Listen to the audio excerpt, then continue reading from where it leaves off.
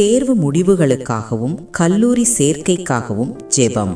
அன்புள்ள பரலோக தந்தையே, 12ஆம் வகுப்பு பொதுத் தேர்வை வெற்றிகரமாக முடித்துவிட்டு அதன் முடிவுகளுக்காக காத்திருக்கும் என் பிள்ளையை உம்முடைய பாதத்தில் ஒப்படைக்கிறேன். இந்த இடைப்பட்ட நேரத்தில் என் பிள்ளையின் மனதிற்கு பூரண அமைதியையும் நம்பிக்கையையும் தந்தருளும்.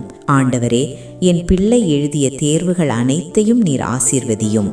விடைத்தாள்களை திருத்தும் ஆசிரியர்களுக்கு நல் மனதை தாரும்.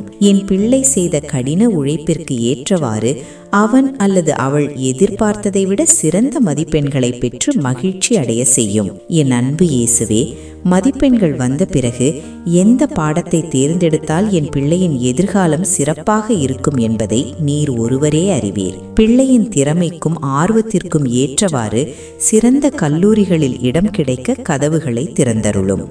பண நெருக்கடிகளோ இடப்பற்றாக்குறையோ தடையாக இல்லாதபடி நீர் வழி நடத்தும்.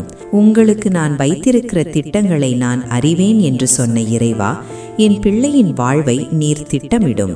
தவறான பாதையிலோ அல்லது தேவையற்ற குழப்பத்திலோ சிக்கிக் கொள்ளாமல் உமது சித்தத்தின்படி சரியான உயர்கல்வியை தேர்ந்தெடுக்க ஞானத்தை தாரும். முடிவுகள் வரும்போது பதற்றமோ கவலையோ அடையாமல் அனைத்தையும் உம்மிடமிருந்து பெற்றுக்கொள்ளும் பக்குவத்தை தாரும்.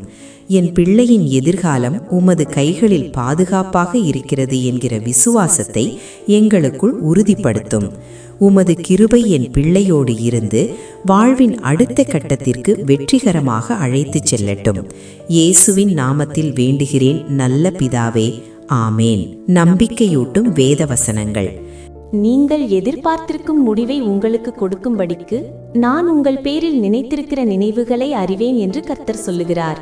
அவைகள் தீமைக்கல்ல, சமாதானத்துக்கு ஏதுவான நினைவுகளே. எரேமியா 29வது அதிகாரம் 11வது வசனம். பெற்றோர்களுக்கான சிறு குறிப்பு. முடிவுகள் வரும் வரை பிள்ளைகளிடம் பயத்தை உண்டாக்காமல் அவர்கள் மேல் நீங்கள் வைத்திருக்கும் நம்பிக்கையை வெளிப்படுத்துங்கள். உங்கள் பிள்ளையின் உயர்கல்வி மற்றும் எதிர்கால வாழ்வு சிறக்க எனது மனமார்ந்த வாழ்த்துக்கள். கர்த்தர் உங்களையும் உங்கள் பிள்ளைகளையும் ஆசீர்வதிப்பாராக.